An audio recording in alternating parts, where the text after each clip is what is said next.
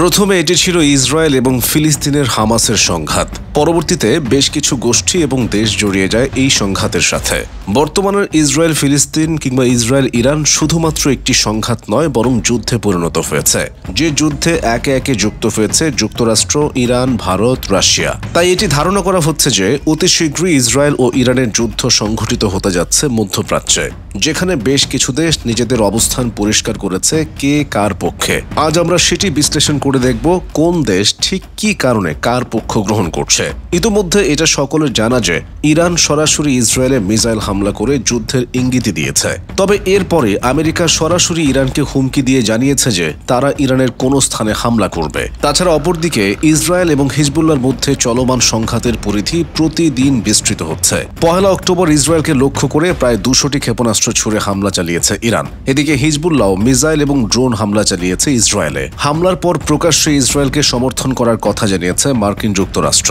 আবার যুক্তরাষ্ট্রের এমন হুমকির পর রাশিয়া কূটনৈতিকভাবে ইরানের পক্ষে অবস্থান নিয়েছে। যেহেতু মধ্যপ্রাচ্যে এখন একটি বড় যুদ্ধের দামামা বাজছে, তাই দেশগুলো নিজেদের অবস্থান পরিষ্কার করতে শুরু করেছে। ক্রমাগত বেড়ে চলা এই সংঘর্ষ কেন্দ্র করে আরব দেশগুলোর পাশাপাশি বিশ্বের অনেক দেশই স্পষ্টতই বিভক্ত।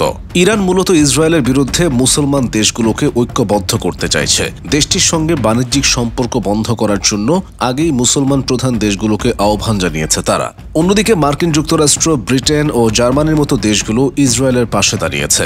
শুধু তাই নয়, এই যুদ্ধে তাদের সাহায্য শুরু করছে পশ্চিমা দেশগুলো। প্রথমেই দেখে নেওয়া যাক আরবের কোন দেশ কার পক্ষে অবস্থান নিল এই যুদ্ধ নিয়ে। সৌদি আরব। প্রায় 4 মাস আগে রাফা শরণার্থী শিবিরে ইসরায়েলের ভয়াবহ হামলার পর সৌদি আরব বলেছিল ফিলিস্তিনের অস্তিত্ব মেনে নিতে হবে ইসরায়েলকে। সে সময় সৌদি আরবের এই বিবৃতিকে অত্যন্ত গুরুত্বপূর্ণ বলে বিবেচনা করা হয়েছিল। কিন্তু তারা মধ্যপ্রাচ্যের সবচেয়ে শক্তিশালী এক মুসলিম দেশ হয়েও ইসরায়েলের বিরুদ্ধে রুখে দাঁড়ায়নি এতদিন। তবে হিজবুল্লাহ প্রধান হাসান নাসরুল্লাহ মৃত্যুর পর গত সপ্তাহে সুন্নি নেতৃত্বাধীন সৌদি আরব একটা বিবৃতি জারি করে জানায়, যেখানে বলা হয় লেবাননে যা ঘটছে তা গভীর উদ্বেগের বিষয়। ওই বিবৃতিতে সৌদি আরব লেবাননের সার্বভৌমত্ব ও নিরাপত্তার বিষয়ে উল্লেখ করেছিল, তবে সেখানে কোথাও হাসান নাসরুল্লাহর উল্লেখ করেনি। বিশেষজ্ঞরা মনে করেন সৌদি নেতৃত্ব এখন বুঝতে পেরেছে যে তারা যদি ফিলিস্তিনিদের লড়াই থেকে মুখ ফিরিয়ে নেয়, তবে তা মধ্যপ্রাচ্যে তো বটেই এবং বিশ্বব্যাপীও তাদের ভাবমূর্তির উপর প্রভাব ফেলবে। যেহেতু মক্কা ও মদিনার জন্য সৌদি আরব মুসলমানদের কাছে পবিত্র স্থান, প্রতি বছর লক্ষ লক্ষ মুসলিম হজ পালনের জন্য সৌদি আরব যান।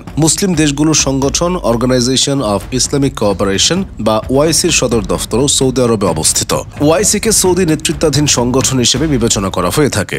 এই পরিস্থিতিতে সৌদি আরবের নমনীয় মনোভাব সে দেশের ভাবমূর্তিকে নষ্ট করতে পারে। তাই ধারণা করা হচ্ছে সৌদি আরব এই যুদ্ধে কৌশলে ফিলিস্তিন কিংবা তাদের শত্রু ইরানের পক্ষই গ্রহণ করতে চলেছে। সংযুক্ত আরব আমিরাত। হাসান নাসরুল্লাহর মৃত্যু এবং তার পরের পরিস্থিতি নিয়ে সুন্নি নেতৃত্বাধীন সংযুক্ত আরব আমিরাত একেবারে নিশ্চুপ হয়ে রয়েছে। শুধু এখন না, এর আগেও দেশটি বেশ নিষ্ক্রিয় ভূমিকা রেখেছে এই যুদ্ধে।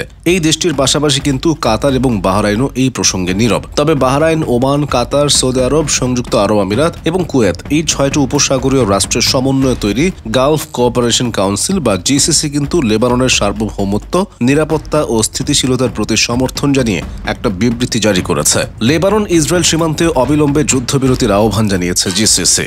লেবানন সরকারের অনুমতি ছাড়া কোনো অস্ত্র না রাখার কথা বলা হয়েছে বিবৃতিতে। একই সঙ্গে উল্লেখ করা হয়েছে যে লেবাননে যেন অন্য কোনো দেশের প্রশাসন না থাকে। যদিও ইরান প্রসঙ্গে এই দেশগুলো এখনো নিশ্চুপ রয়েছে, তাই বিশেষজ্ঞদের ধারণা এসব দেশ যুদ্ধ শুরু হলেও নিষ্ক্রিয় থাকবে নিজেদের ইমেজ ধরে রাখার জন্য। কাতার। মধ্যপ্রাচ্যে অন্যতম অর্থনৈতিক শক্তিশালী দেশ, তাই কাতারের এই যুদ্ধ নিয়ে মাথা ব্যথা হওয়ারই কথা। কিন্তু কাতার রয়েছে উভয় সংকটে, কারণ পশ্চিমাদের বিরুদ্ধে সরাসরি যাওয়া মানে নিজেদের দুর্বল করে ফেলা। এদিকে মুসলিম দেশ হিসেবেও বিষয়টি এড়িয়ে যেতে পারছে না কাতার। তাই কৌশলে সংঘাতের বিষয়ে সব পক্ষের সঙ্গে আলোচনা করে তারা এই সংঘর্ষ বন্ধের পক্ষে। তবে ইসরায়েলের সঙ্গে এদেশের কোনো রকম আনুষ্ঠানিক সম্পর্ক নেই। মিশর। হিজবুল্লাহ নেতা হাসান নাসরুল্লাহ মৃত্যুর পর মিশরের president Abdul Fattah al CC লেবাননের প্রধানমন্ত্রী নাজিব মিকাতির সঙ্গে টেলিফোনে কথা বলেছেন। সেই আলোচনার সময় হাসান নাসরুল্লাহর নাম উল্লেখ না করে president Abdul Fattah al CC বলেছিলেন লেবাননের সার্বভৌমত্বকে লঙ্ঘন করার বিরুদ্ধে মিশর। ইরানের প্রক্সি ও নীতিকে কেন্দ্র করে তাদের বিরুদ্ধে অবস্থান মিশরের। তবে ইরানের সঙ্গে অনানুষ্ঠানিক আলাপ চালাতে দেখা যায় তাদের।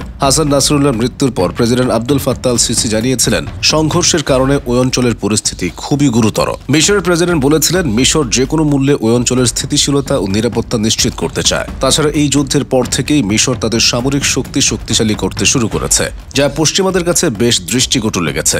তাই সার্বিক বিবেচনা করে এটা পরিষ্কার যে মিশর এই যুদ্ধে ইরান, লেবানন কিংবা ফিলিস্তিনিদের জন্যই সরাসরি অবস্থান নিয়েছে। জর্ডানের সঙ্গে আরবের সীমান্ত রয়েছে পশ্চিম তীরে, আবার সেখানে বিপুল সংখ্যক ফিলিস্তিনি শরণার্থী রয়েছে। যখন ইসরায়েল গঠন হয়েছিল সে সময় জনসংখ্যার একটা বিশাল অংশ জর্ডানে পালিয়ে আসে। জর্ডান এই ফিলিস্তিনিদের পাশে দাঁড়িয়ে দ্বিরাষ্ট্র নীতির পক্ষে কথা বলেছিল। 1994 সালে জর্ডান ও ইসরায়েলের মধ্যে একটি শান্তি চুক্তি হয়, যার মাধ্যমে জর্ডান ইসরায়েলকে স্বীকৃতি দেয়। গত এপ্রিলে ইরানের ড্রোন ও মিসাইল থেকে ইসরায়েলকে রক্ষা করার জন্য আমেরিকা ও ব্রিটেনের পাশাপাশি কার্যকরী ভূমিকা রাখতে দেখা যায় জর্ডানকে। যদিও এক বিবৃতিতে জর্ডানের বাদশাহ দ্বিতীয় আবদুল্লাহ জানিয়েছেন তারা নিজেদের দেশকে রক্ষা করার অংশ হিসেবে ইরানের ড্রোন ভূপাতিত করেছে, ইসরায়েলকে সাহায্য করার জন্য নয়। তাই জর্ডান সম্পর্কে বলতে হলে বলতে হয় এই যুদ্ধে যে তারা ইসরায়েল এবং পশ্চিমাদের অনুকূলে থাকবে। তুরস্ক ও ইসরায়েলের মধ্যে কূটনৈতিক সম্পর্ক রয়েছে 1949 সাল থেকে। তুরস্কই প্রথম মুসলিম সংখ্যাগরিষ্ঠ দেশ যারা ইসরায়েলকে স্বীকৃতি দেয়। তবে 2002 সাল থেকে তুরস্ক ও ইসরায়েলের মধ্যে সম্পর্কের উত্থান পতন দেখা গিয়েছে। ফিলিস্তিন ইস্যুতে তুরস্ক বরাবরই ইসরায়েলের বিরোধিতা করে তাদের প্রতি আক্রমণাত্মক মনোভাব দেখিয়ে এসেছে।